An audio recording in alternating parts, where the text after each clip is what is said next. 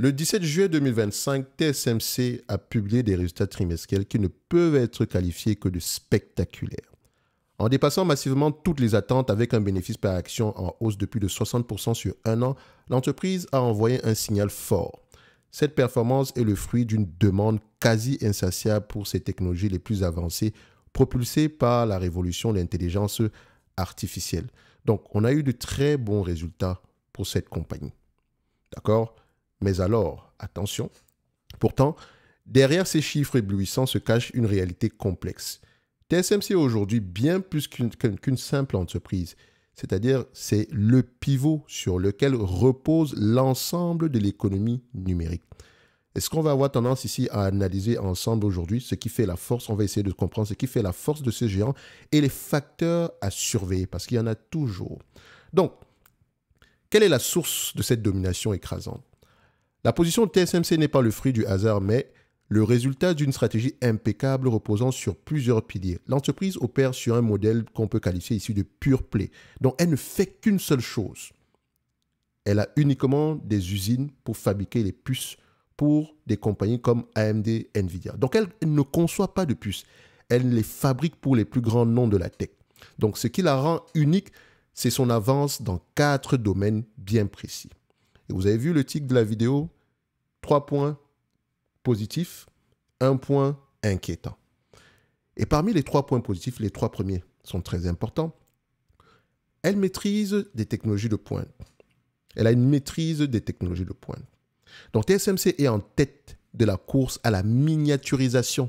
Donc sa capacité à produire en masse des puces gravées en 3 nanomètres et 5 nanomètres, donc les plus performantes du marché, lui confère un quasi-monopole. La part croissante de 3 nanomètres dans ses revenus, qui est estimée à peu près à 24% au T2 2025, montre une montée en gamme continue vers des produits à plus forte valeur ajoutée. Deuxième point, elle est au cœur même de la vague de l'IA. L'intelligence artificielle a besoin d'une puissance de calcul phénoménale. TSMC est celui qui l'a fourni en fabriquant la quasi-totalité des accélérateurs, donc les fameux GPU, et les puces spécialisées qui animent les data centers. Sa décision de doubler sa capacité d'encapsulage avancé, le fameux CoWoS, donc une brique technologique indispensable aux puces d'IA, est la preuve qu'elle est au cœur du plus grand moteur de croissance du secteur. Et troisième point, et l'un des plus importants, le pricing power. Un pouvoir de tarification affirmé. Il n'est pas hypothétique, il est affirmé. Quand la demande dépasse l'offre, celui qui contrôle l'offre a le pouvoir. Quand la demande dépasse l'offre, celui qui a le contrôle, celui qui contrôle l'offre a le pouvoir. TSMC se trouve dans cette position enviable et a indiqué que de futures hausses de prix soutiendraient ses marges. C'est une démonstration de force que très peu d'entreprises au monde peuvent se permettre aujourd'hui.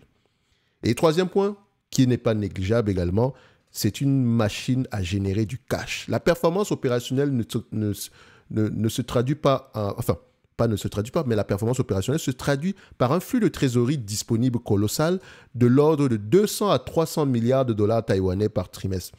Cette flexibilité financière lui permet de financer ses projets d'expansion pharaoniques tout en prenant soin de ses actionnaires. Et la dépense en capital de TSMC constitue un revenu pour ASML, en tout cas en partie. Donc, c'est important à suivre. Est-ce que ça augmente? Est-ce que ça diminue? Ça peut vous permettre ici de voir si les craintes d'ASML pour 2026 sont vraiment justifiées. On va le dire comme ça. Alors, quels sont les points de vigilance pour une telle forteresse? Parce que c'est toujours important de regarder ce qui pourrait aller mal. Qu'est-ce qu'on devrait regarder? Malgré cette position de force, plusieurs facteurs structurels nécessitent une attention particulière. Et l'un des plus importants, c'est le point le plus évident, à savoir le risque géopolitique. Et c'est également celui qui est le plus discuté. Parce que la concentration de ces usines les plus avancées à Taïwan expose TSMC et par extension toute la chaîne d'approvisionnement technologique mondiale à une vulnérabilité majeure en cas de tension avec la Chine. Ce risque justifie à lui seul une certaine retenue dans la valorisation de l'entreprise. D'aucuns se demandent toujours pourquoi est-ce que moi j'aimerais l'acheter à 15 fois les bénéfices plutôt qu'à 20 fois ou 25 fois les bénéfices. Justement parce qu'il y a ce risque-là. Et c'est mon choix. Si vous voulez, vous pouvez l'acheter à 400 fois les bénéfices. Ça, c'est votre problème. OK? Donc, on a un deuxième point ici, c'est la cyclicité de l'industrie.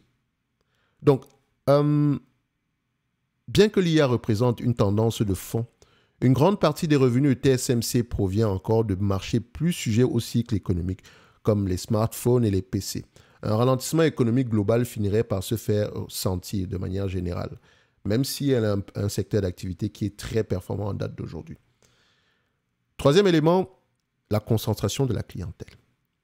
Le carnet de commandes de TSMC dépend fortement d'un petit nombre de clients de très grande taille, comme Apple par exemple en tête.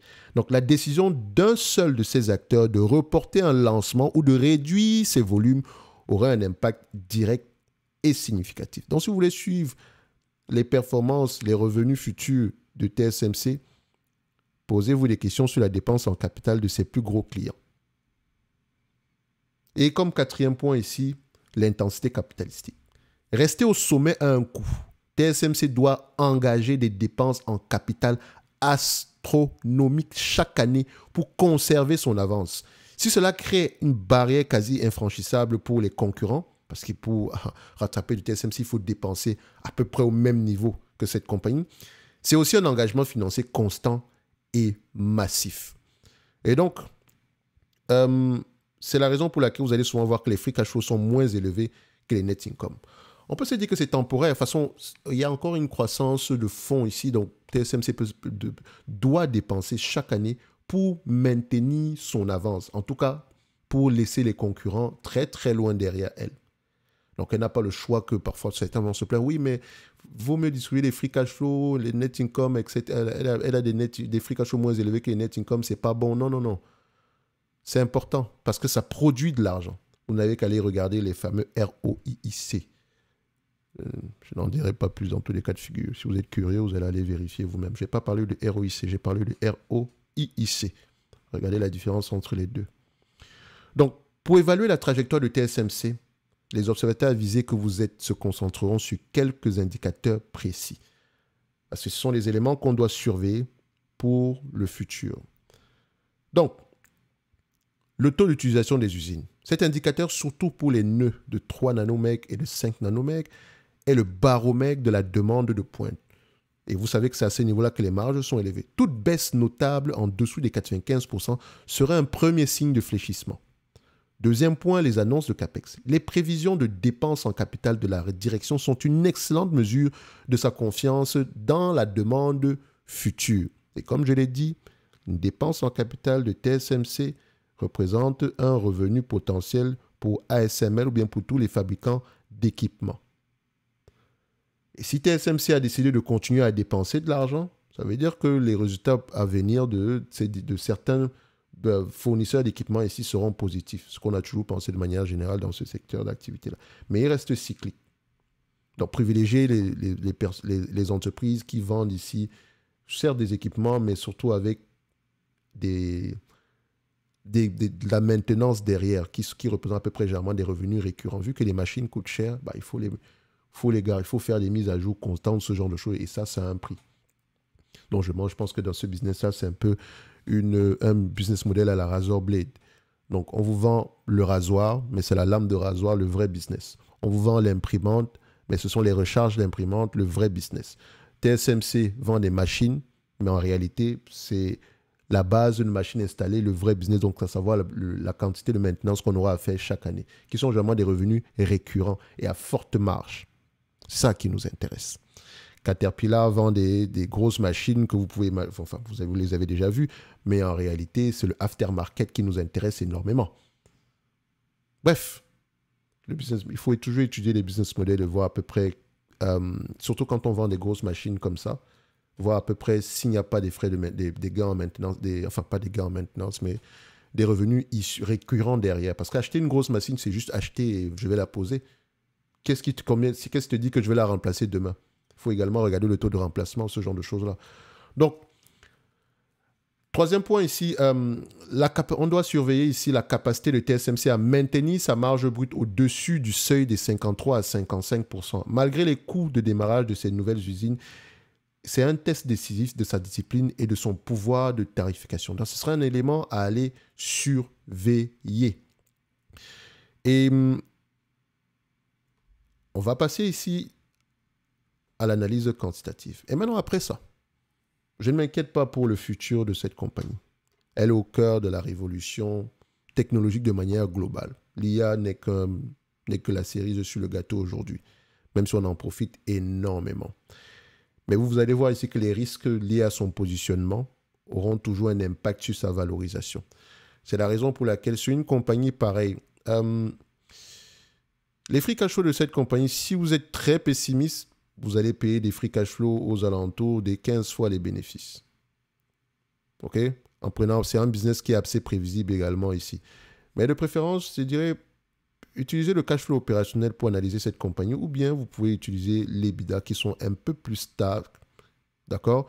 Donc, les EBITDA ici, généralement, prenez-le à 10 fois les EBITDA. À 10 fois les EBITDA, on s'attend à 215 $ à l'action d'ici 2027. Elle n'a pas de dette. Et elle ne devrait pas avoir de dette. Pourquoi? Parce que vu qu'on doit constamment investir, c'est important pour nous d'être assez flexible, d'avoir le moins de dettes possible parce que quand le cycle se retourne, ça fait mal. OK? Donc, on a du cash, on a à peu près 9 $ de cash net. Et ça, c'est en dollars américains. Donc, 215 $ si vous prenez à peu près 10 fois l'EBITDA.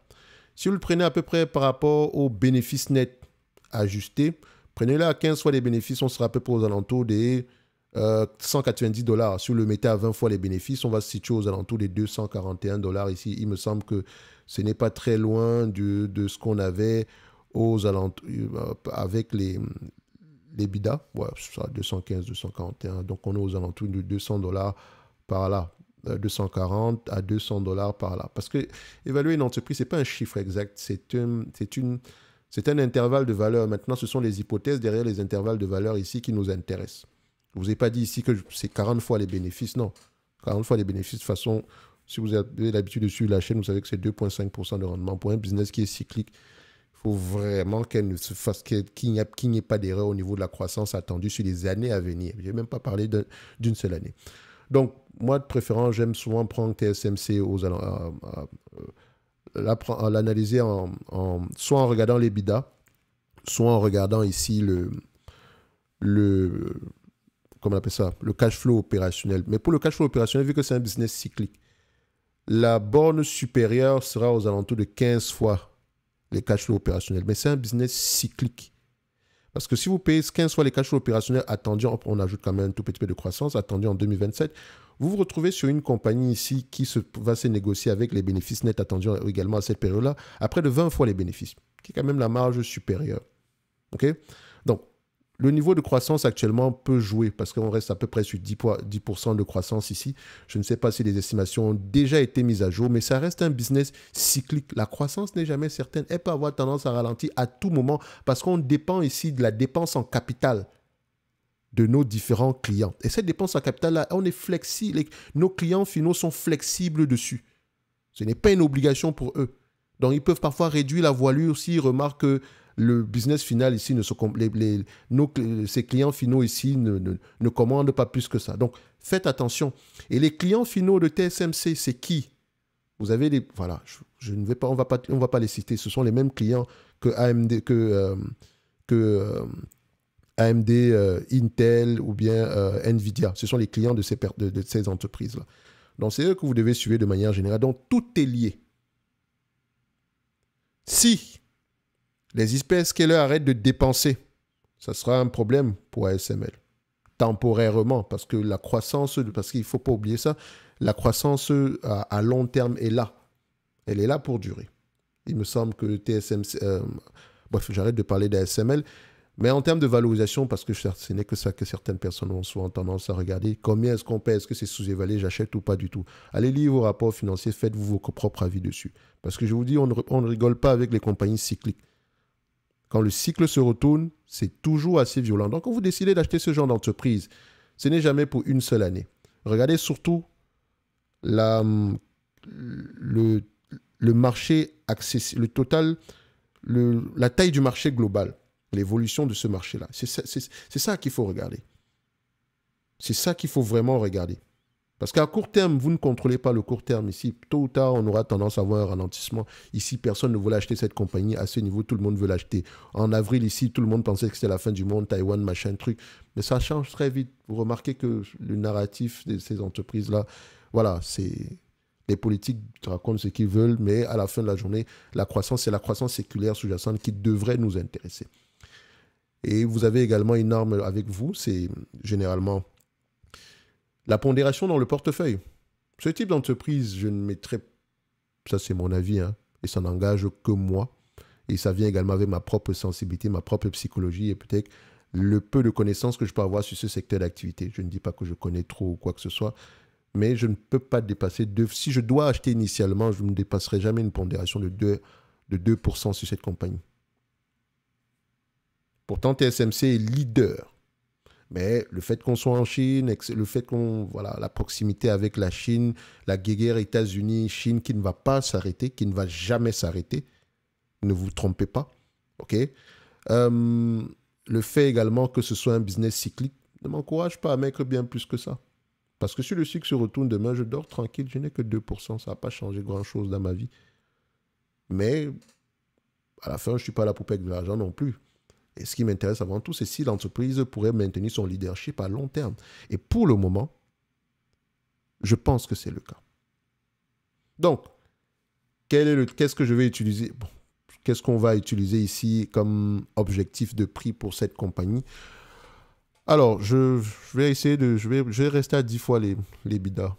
Moi, ça me va ici. 10 fois les bidas, c'est correct. Donc, on sera à peu près à 210 $ par là. Je dirais que la compagnie actuellement n'est pas surévaluée. Elle est correctement évaluée. Si on prend en considération la croissance, les bénéfices attendus en 2027, idéalement, j'aimerais l'acheter aux alentours des 160 $. Ça, c'est mon prix. J'ai bien dit idéalement.